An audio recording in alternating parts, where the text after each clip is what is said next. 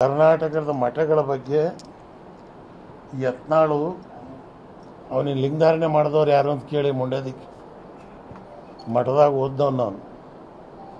ವಿರಕ್ತ ಮಠ ಯಾಕೆ ಬಂತು ಯತ್ನಾಳ?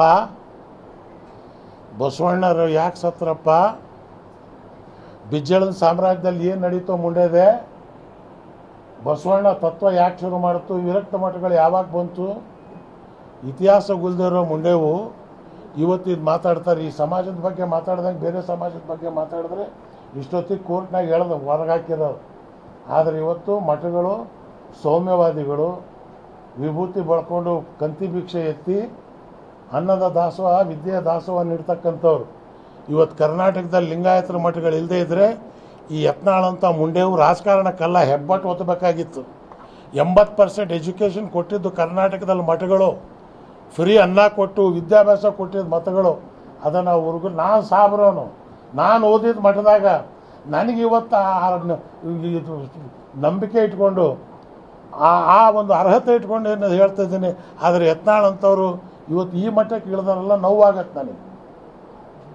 ಕರ್ನಾಟಕದ ಮಠಗಳ ಬಗ್ಗೆ ಯತ್ನಾಳು ಅವನಿಗೆ ಲಿಂಗಧಾರಣೆ ಮಾಡಿದವ್ರು ಯಾರು ಅಂತ ಕೇಳಿ ಮುಂಡೇದಕ್ಕೆ ಮಠದಾಗ ಓದ್ದವನು ನಾನು. ವಿರಕ್ತ ಮಠ ಯಾಕೆ ಬಂತು ಯತ್ನಾಳ? ಬಸವಣ್ಣರು ಯಾಕೆ ಸತ್ರಪ್ಪ?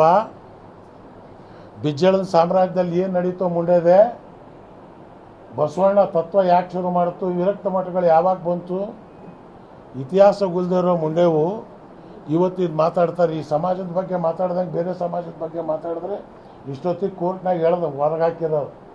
ಆದರೆ ಇವತ್ತು ಮಠಗಳು ಸೌಮ್ಯವಾದಿಗಳು ವಿಭೂತಿ ಬಳಕೊಂಡು ಕಂತಿ ಭಿಕ್ಷೆ ಎತ್ತಿ ಅನ್ನದ ದಾಸೋಹ ವಿದ್ಯೆಯ ದಾಸೋಹ ನೀಡ್ತಕ್ಕಂಥವ್ರು ಇವತ್ತು ಕರ್ನಾಟಕದಲ್ಲಿ ಲಿಂಗಾಯತರ ಮಠಗಳು ಇಲ್ಲದೇ ಇದ್ದರೆ ಈ ಯತ್ನಾಳಂತ ಮುಂಡೇವು ರಾಜಕಾರಣಕ್ಕೆಲ್ಲ ಹೆಬ್ಬಟ್ಟು ಒತ್ತಬೇಕಾಗಿತ್ತು.